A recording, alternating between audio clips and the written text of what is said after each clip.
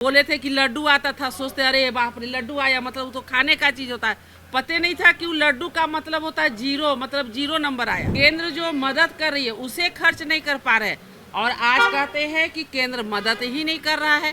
स्वास्थ्य मंत्री के मंत्रालय में 6 व्यक्ति काम करते हैं, उसके जगह 60 व्यक्तियों का बिल बनाकर भेजा।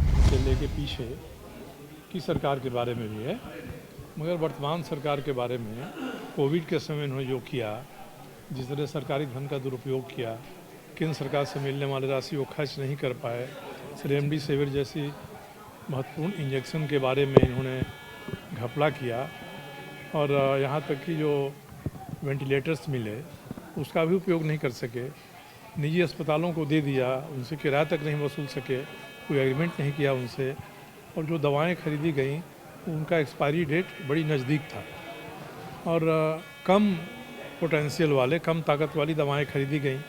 ये सारी चीज़ों का पर्दाफाश कैग की रिपोर्ट ने किया है, जो 2020 से 2022-23 के बीच में हुई हैं।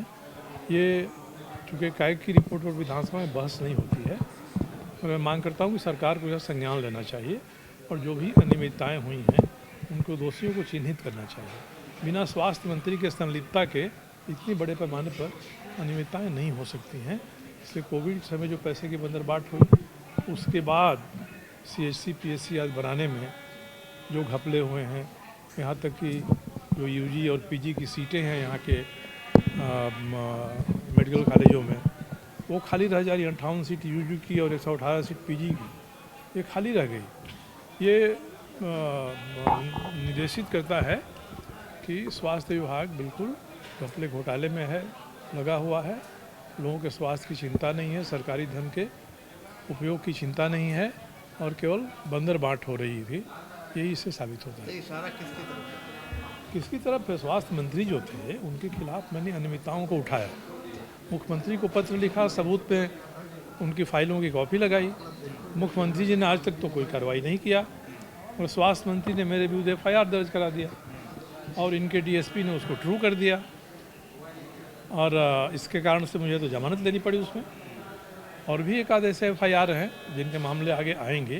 तो जो व्यक्ति स्वास्थ्य विभाग की अनियमितताओं के बारे, घपले घोटालों के बारे में आवाज़ उठाएगा, उनके बारे में सरकार जेल भेजने के लिए FIR कराएगी और जो दोषी है, जिसका अपराध खुलकर सामने आ रहा है, उसको ये सुरक्षित संरक्षित रखेंगे, क्योंकि ये उनकी सरकार के हिस्सा है। सर, क्या बन्ना गुप्ता की जो बात आप कह रहे हैं, क्या कुछ मिले उसके लिए इन्होंने बिल बनाकर ट्रेजरी में भेज दिया और इनके स्वास्थ्य मंत्री के मंत्रालय में 6 व्यक्ति काम करते हैं, उसके जगह 60 व्यक्तियों का बिल बनाकर भेजा। तो घोर अनियमितता है। उसके अलावा दवाओं की बात मैंने कही, दवा का टेंडर निकला, कम दाम में खरीदने के बदले में अधिक दाम में कैबिनेट से निर्णय करा के अधिक दाम में खरीदा गया। ये सारी जो अनियमितताएँ हैं उनमें जेल जाना तो सामान्य बात है, कार्रवाई तो कम से कम होनी चाहिए, जांच होनी चाहिए। इस सरकार में वो भी नहीं हुआ। कितना का लगता है सर कि घोटाला हुआ है? अभी अंदाज हम नहीं कर सकते हैं। CAG ने की रिपोर्ट पूरी पढ़ा जाएगा। CAG की रिपोर्ट तो नमूना पर आधारित होती है, सैंपल सेलेक्ट कर लेते हैं, जांच करते हैं। मैं कोई उम्मीद नहीं कर रहा हूँ सरकार से, मैं कोई उम्मीद नहीं। आपने पूछा तो मैंने बता दिया कि CAG रिपोर्ट ने पर्दाफाश कर दिया है। इन घोटालों को मैं उठा रहा था, जिन अनियमितताओं को उठा रहा था, उन पर से पर्दा हटा दिया।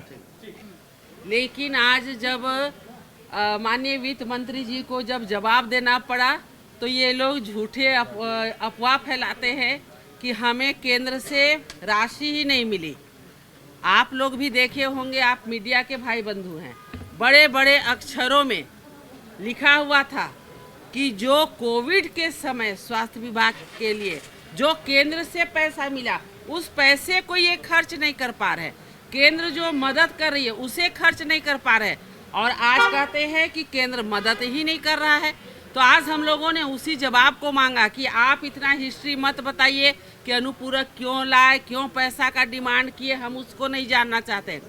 एक लाइन में बताइए कि जब केंद्र आपको मदद की, जब आपको पैसा मिला, उस पैसे को आप खर्च नहीं कर पाए, तो फिर से अनुपूरक बजट लाने की क्या जरूरत? वो जवाब ही नहीं दे पा रहे, गोल गोल घुमा रहे। लगता है हम लोग बच्चे हैं, बच्चों के जैसा पढ़ा रहे हैं कि इसमें ये होता है वो होता है। साफ क्लियर जवाब दे दीजिए कि क्यों हम लोग खर्च नहीं कर पाए। अपनी उदासीनता को, अपने नाकामी को छुपाने के लिए ये लोग केवल हवा में बात करते हैं और गोल मटोल जवाब देने का काम करते हैं। अभी इतनी मोटी मोटी पुस्तकें मिली, उठा के ला भी नहीं पा रहे थे, इतना भारी, लेकिन उसको खोलिए, उसके अंदर में क्या है। जैसे हम लोग बचपन में स्कूल में पढ़ते थे ना, बोले थे कि लड्डू आता था, सोचते अरे बाप रे लड्डू आया, मतलब वो तो खाने का चीज़ होता है। पता नहीं था कि वो लड्डू का मतलब होता है जीरो, मतलब जीरो नंबर आया। तो वैसे इतना मोटा पुस्तक मिला, उठाने में हाथ में दर्द हो गया। जब उसको पढ़ने लगे रात में बैठ करके, तो देख रहे हर चीज़ में खर्च ही नहीं हुआ है, हर चीज़ निष्क्रिय। मशीन ले गए डायलिसिस का, वो क्रियाशील नहीं है, वो काम ही नहीं कर रहा है। वहाँ पर आप इमरजेंसी वार्ड में जाइए, वहाँ का मशीन पड़ा का पड़ा है, सब में धूल फाक रहा है। अरे तो फिर ऐसी कौन सी व्यवस्था आप करने जा रहे हैं कि आपके पास वो अलादीन का चिराग है कि एक ही बार में सब चालू हो जाएगा। जो केंद्र ने मदद किया है उसे तो चालू करवाइए। यही प्रश्न का जवाब लेने के लिए हम लोगों ने माननीय वित्त मंत्री जी से कहा, जो वो जवाब नहीं दिए, इसलिए हम लोगों ने वॉकआउट किया। अभी देखे ना 44 लाख से ज्यादा निकासी हो गई कोल्हान विश्वविद्यालय से। नीलांबर पीताम्बर में फिर से आपका यहाँ पर आप देखिए अनियमितता।